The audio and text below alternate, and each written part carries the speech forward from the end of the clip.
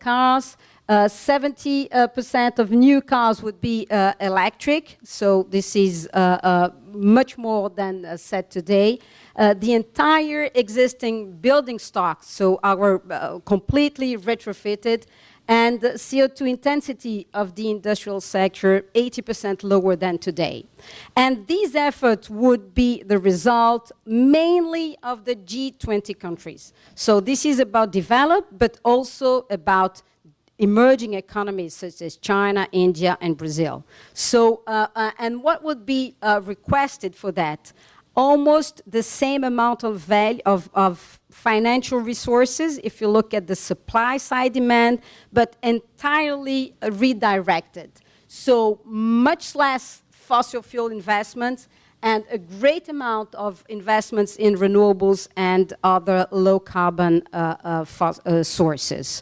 But if we look at the demand side, investments required to reach the +2-degree world, then there is a complete reshuffling of all we know in terms of efficiency, about transportation, because we'll have much more efficient, we'll have much more electric vehicle, also counting on technologies such as CCS. And the total amount needed would mount above $2 trillion. So this is much money, much more financial resources directed to a complete different way of living in cities and moving in these cities coming from different countries.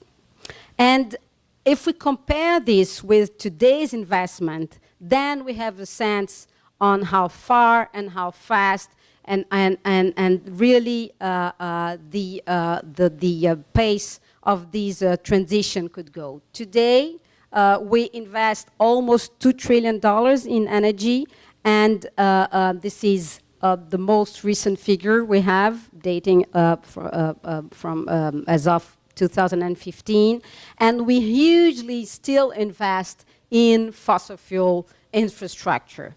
So although investments in clean energy are piling up and are growing at a faster rate, we'll still rely, and we are able to attract financial resources much more to the oil and gas infrastructure and investments.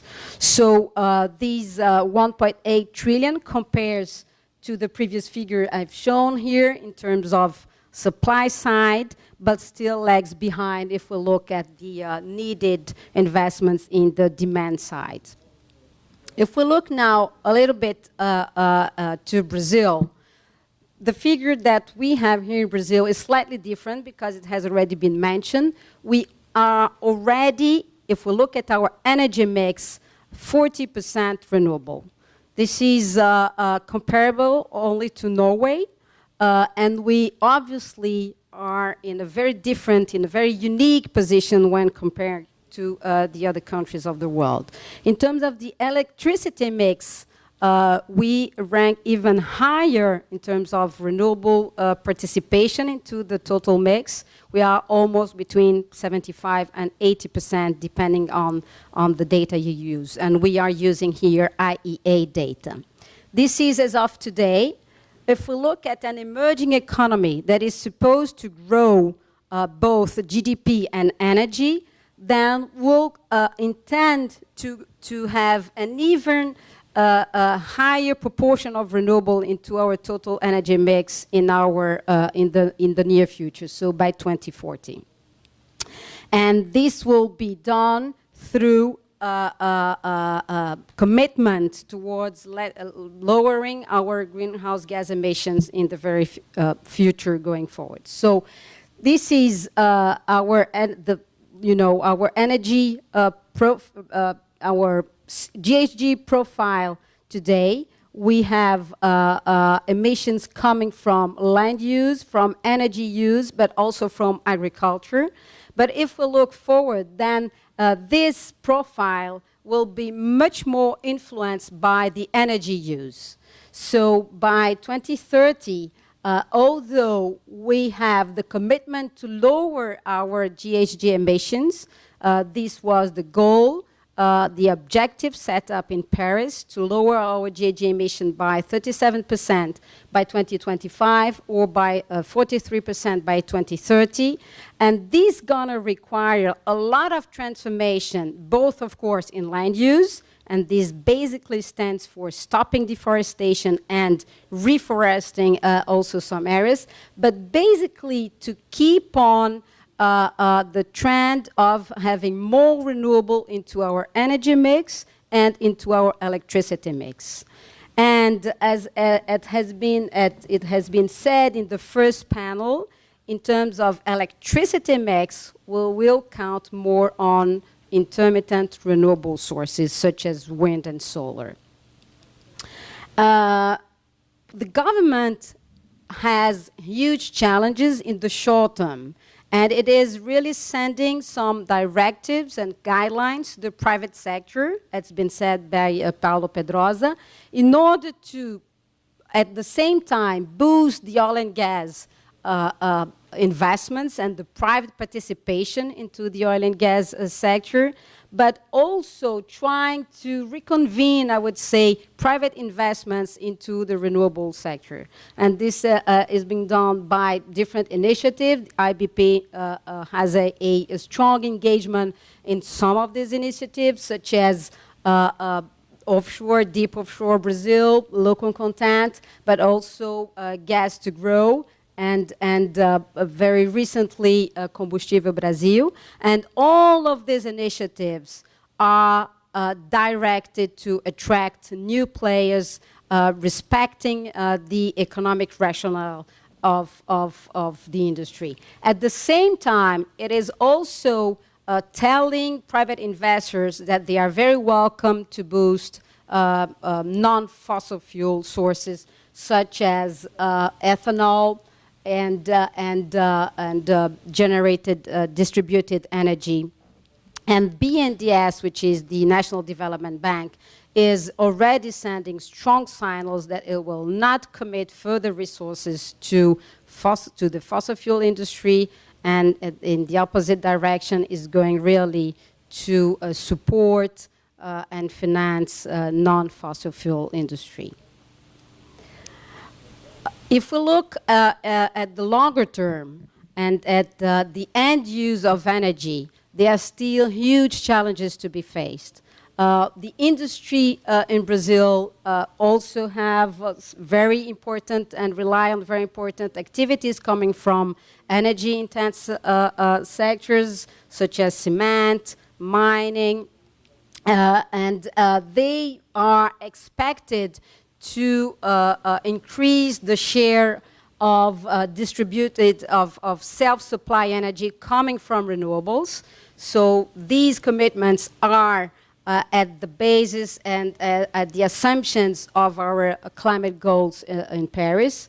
If we look at transportation, Brazil has a peculiar and a unique situation because of the role of ethanol in our industry, in our fleet, and this is expected to remain an important source of the transportation mix.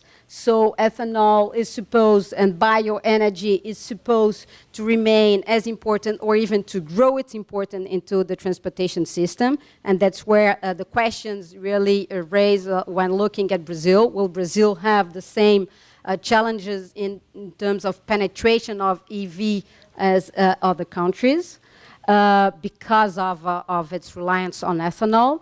And if you look at the power system, then we have the same debate going on. So if we are to allow more intermittent sources into our grid, how to deal with the grid security and at the same time affordability. So will we have more gas in the base load? And how will we deal with the balance between more decentralized and the role of utilities in Brazil? So those challenges are pretty similar than the ones faced in other regions of the world. And when we look more specifically, and this is going to the final of the presentation, but if we look more specifically to the role of the oil and gas industry, and this is really something that keeps me thinking because I really believe that the oil and gas industry has a lot to do partnering with society when looking to the energy transition. I know that our colleagues in the industry here in Brazil are more skeptical, I would say, than proactive.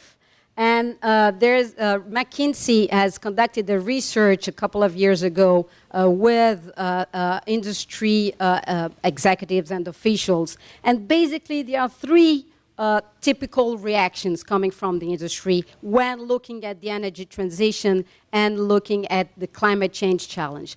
The first one is to call for economic signals. We need economics to be able to do our part and redirect investments in a smooth way. And so this is what we are calling the proactives. Then there is a second category of people that look at it and remain very confident that technology will bring the solution. Say, I don't really need regulatory incentives. I rather invest in technology and wait that the technology bring the solutions needed. And then the other third one, the geologists, they say, come on, climate change has always occurred, and this is not really new, this is not related to human activity, and please don't push any price incentives and don't speak about carbon pricing because we don't need. And from our side here, having an understanding of the Brazilian situation, I strongly believe that the oil and gas can partner with society because it has unique capabilities in terms of long-term planning, in terms of engagement with different governance and societies across different regions of the world, because of its R&D expertise and its expertise also in managing long-term projects. And so that's why, with the strong support of our board and with Camargo, we've been able at IBP to come up with, for the first time, the Brazilian oil and gas industry is having a word to say about climate change. And those are the 4 topics that are supposed to be public when we launch our priority agenda in the very near future. But these 4 statements stand as IBP positioning as regard to climate change. And the first one acknowledges the role of the oil and gas industry really to be an energy provider. The second one is also directed towards the acknowledging the role of the Paris Agreement as a clear signal towards low carbon future, energy future. The third one is a strong believer that technology has a role, of course, has a role to play, at least in terms of energy efficiency, but also calling for economic tools that could help us in directing our investments in an efficient way. And the last one is related to the will to participate into this energy transition debate here in Brazil and to be part of the debate around the policies that may come up. So with that, I'd like to thank you your attention, and of course, I do not have such a beautiful site as BP and Shell, but I can guarantee you that together with Bruna, we are at your disposal and very open to any questions. Thank you for your attention. Thank you, Clarissa. Just to let you know, Clarissa has been a leading force inside IBP to promote a new policy, a new position for IBP in terms of climate change, and I can assure you that this was a big deal for IBP. Well, we are now into the time of lunch, no? But I think we can sacrifice a little bit of a few more minutes to have the opportunity to ask our speakers some questions. No? And I think I'll use my privilege as moderator here because to ask one question to Wim that I'm really, Wim, looking at Samuel's graph that shows the amount of reserves we have in the world and the amount of reserves going to be used, And also knowing that Shell has been a very active player in growing its portfolio in Brazil, especially in the offshore, of course. Are you not concerned that these reserves may be stranded in Brazil? Right. Thank you. That's a very good question. The stranded asset question always comes up.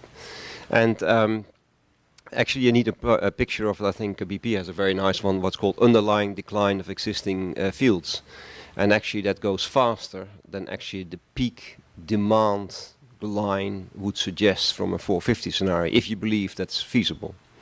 So that means that everything what's already been built, right, will unlikely be stranded because you still have to produce that stuff, and you will produce it because the cheapest, because you rebuilt it. So that will not be stranded in a sense. Well, what about the resources in the ground? Well, if you haven't sunk much money in it, it's not reserves, and therefore it was just in the ground. There's a lot of rocks as well, never be exploited. But even say in what we call in a net zero emission world, we would still need more, by the way, than oil and gas, and for a very long period, like in a 2 degrees world. But that would mean that only the most cheapest resources in the world can be developed. That means obviously the Middle East, maybe shale, and good, cheap deep water. And then I think you come more or less to this part of the world where, there's high quality resources where actually deep water can be competitive. But in such a world, I don't think that the companies are the biggest loser. I mean, say you were the winner. I won't say you would be feeling the winner, but it's actually governments. Governments will see their rent position on natural resources being eroded very quickly away. And then, mineral rights become the same as any other industry, right? Okay, you can tax the corporation on normal corporate profits, but not on upstream taxes, etc. So it's actually the stranded asset problem for me is a much bigger concern from governments. What they're going to do, where they're going to be the tax base, how they're going to get their finances to redistribute to other parts of society which needs it a lot. So I'm not so much worried about the stranded assets because it will be a multi-decade process, so there's time to respond. Yes, it will be pretty devastating, let's face it. It will be in a completely different industry, and anyone's guess who will survive there. But it will be a gradual process. And with a gradual process, there's time to respond, and companies can reinvent themselves as well, like governments. Okay. Thank you. Is there anything you'd like to? Okay. Questions from the audience? Anyone? Edmar? Professor Edmar.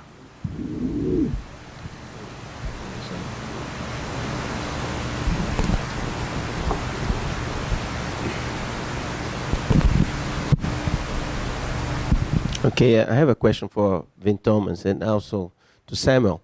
Wim has mentioned that the confusing signals that we are seeing regarding global emissions agreements lately can have an impact on creating kind of paralysis on how big companies like Shell plan their future in the industry.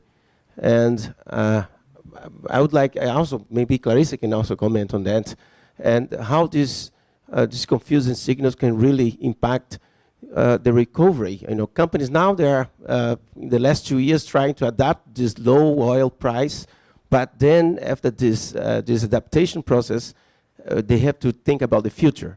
So you have mentioned that very rapidly, but I'd like you to go deeper on this idea. How to plan the future of a big company like Shell with these confusing signals?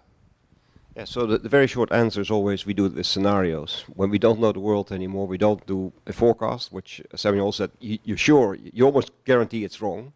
So we're not trying to do that. We have a very wide-ranging worlds where we stress test our portfolio and say, okay, what do you do when the signals come towards you, you move to that world, right? How can you make your portfolio resilient and flexible and responsive to a changing world?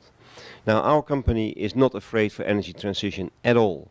We have been aware of that for many decades, but actually it's, I think, since next decade, 2008, our scramble and blueprint scenarios, the penny drop, right, it's happening, right? And it's happening because of technology progression. The cost for wind and solar is coming down fast. It will be competitive with fossil fuels, so it is a natural process. Now, some people think that policy will accelerate things. Well, actually, in our experience, actually policy delays things because no one can agree on things. So therefore, it gives us time. But if the market would be able to run its curls, I mean, we have now 5 cents per kilowatt hour for offshore wind, less than 3 cents PV already. I mean, you cannot build a new gas-fired power station or a coal-fired power station for that. So these transitions is going to happen. Yes, all these intermittency technologies, it will be resolved because, and that's a belief, that's my belief, because I'm an engineer, we always think we can change things. And as long as you have enough time, say a few decades to adjust, then it's fine. But having said that, realizing that the energy transition is coming, inevitable and accelerating, it still needs a long time to respond. So the next 10, 20 years, we still need more oil and gas, like Samuel's presentation showed. And therefore, this is a bit strange message you have to give, is that, all right, we're going to do more of the existing stuff while we're doing pretty good on the new stuff. And that's a difficult measure to combine the two. But both will happen at the same time. But in my view, in my company's view, this energy transition is just going to happen. And I'd like to hand over to first. Great question. I guess just like Shell, uncertainty it's part of the nature of any long-term business, and big trends like this transition it comes at you with a big inertia of changing.